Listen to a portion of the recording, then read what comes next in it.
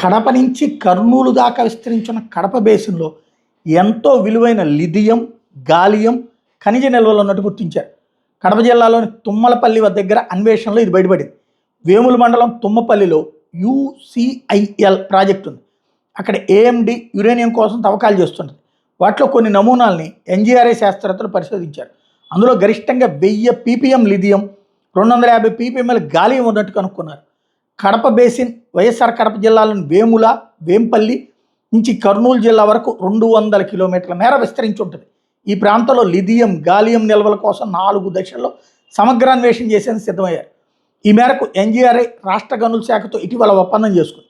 ఈ ప్రాంతాల్లో నేల స్వభావం, బావుల్లో నీరు, గతంలో బావులు తవ్వినప్పుడు కట్ చేసిన రాళ్ళు, బోర్లు వేసినప్పుడు బయటకు వచ్చిన మట్టి వంటివన్నీ పరిశీలించి ప్రాథమిక సర్వే చేస్తారు. దీన్ని G4 దశ అంటారు. తర్వాత 700 నుంచి 800 మీటర్ల దూరానికి ఒకటి చొప్పున బోర్వెల్స్ వేసి మట్టి బయటికి తీసి అధ్యయనం చేస్తారు. దీన్ని G3 దశ అంటారు. అందులో నిల్వన ఉన్నట్టు తేలితే ఆయా ప్రాంతాలు 350 నుంచి 400 మీటర్లు, తర్వాత 200 మీటర్ల దూరానికి ఒకటి చొప్పున కూడా బోర్ హోల్స్ వేసి మరింత అధ్యయనం చేసి ఎంత మేరకు ఖనిజ నిల్వలు ఉన్నాయో అంచనా వేస్తారు. దీన్ని G2 దశ అంటారు. చివరగా ఖనిజాన్ని ఏ శాస్త్రీయ పద్ధతిలో వెలికి తీయొచ్చో సూచిస్తారు. దీన్ని G1 దశ అంటారు. NGRI గనుల శాఖ సంయుక్తంగా G4 నుంచి G1 దశ వరకు అధ్యయనం చేయబోతున్నాయి. ఖనిజాన్వేషణకు 140 కోట్ల వరకు ఏమవుతుంది. దీన్ని జాతీయ ఖనిజాన్వేషణ ట్రస్ట్ నిధుల నుంచి వినియోగించబోతున్నారు. NGRI శాస్త్రవేత్తలు తుమ్మలపల్లి దగ్గర ప్రాథమికంగా గుర్తించిన చోట పైన లిథియం, కింద గాలియం ఉంది. అన్ని చోట్ల ఇలాగే ఉంటుందని చెప్పలేం.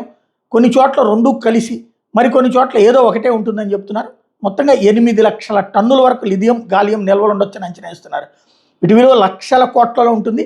లిథియం బ్యాటరీ తయారీ, విద్యుత్ వాహనాల తయారీ పరిశ్రమకు అవసరం. గాలియం ఎలక్ట్రానిక్స్, ఏవియేషన్ రంగాల్లో ముఖ్య భూమికి పోషిస్తుంది.